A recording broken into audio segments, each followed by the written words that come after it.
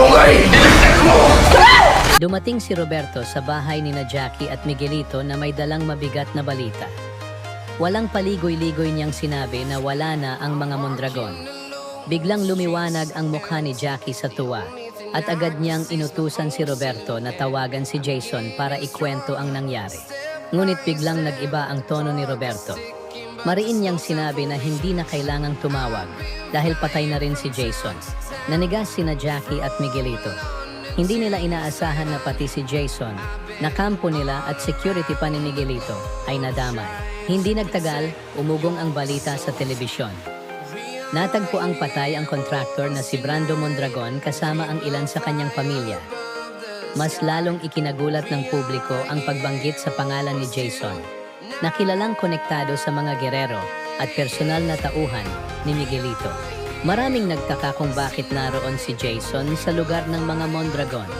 Isang tanong na lalong nagpaalab sa hinala laban sa mga gerero. Napanood ni Tindeng ang balita at para sa kanya, malinaw na lumalabas ang tunay na kulay ng mga gerero. Sa isip niya, wala na talagang dapat pagkatiwalaan sa kanila. Samantala, sa bahay ni Miguelito, pilit siyang humingi ng paumanhin kay Roberto. Ngunit sa halip na patawarin, sumiklab ang galit ni Roberto. Sinuntok niya si Miguelito at napabagsak ito sa sahig. Para kay Roberto, si Miguelito mismo ang dahilan kung bakit mas lalo silang nasasangkot at nalulubog sa iskandalo. Sa isang iglap, tumalon si Rocky Boy pababa ng hagdan at tumakas. Agad siyang hinabol ni Tanggol, Ramon, at ng iba pa nilang kasamahan. Nauwi ang habulan sa isang madilim na silid. Bigla na lang kumalat ang makapal na usok, tear gas. Nawalan sila ng paningin at halos hindi makahinga.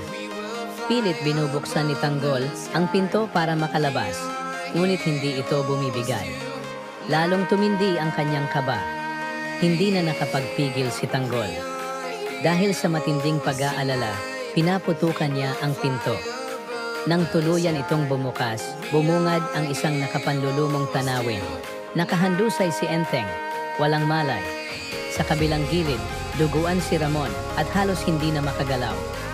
Nang hina si Tanggol, doon niya napagtantong na isahan sila ni Rocky Boy, na palihim palang sinimulang patumbahin ang kanilang grupo. Sa kabila ng sakit at galit, pinilit pang magsalita ni Ramon. Mahina niyang sinabi kay Tanggol na si Punggay ang unahin niyang iligtas dahil nasa matinding panganib ito. Agad tumakbo si Tanggol sa lugar kung saan nakagapos si Punggay at pilit siyang tinanggalan ng tali. Ngunit bago pa sila tuluyang makatakas, dumating si Rocky Boy at walang awang binuhusan si Tanggol ng asido. Hindi umatras si Tanggol. Sa huling lakas, nakipagbuno siya at isinubsob ang mukha ni Rocky Boy sa asido. Napasigaw ito sa sakit at tuluyang nawalan ng kakayahang lumaban.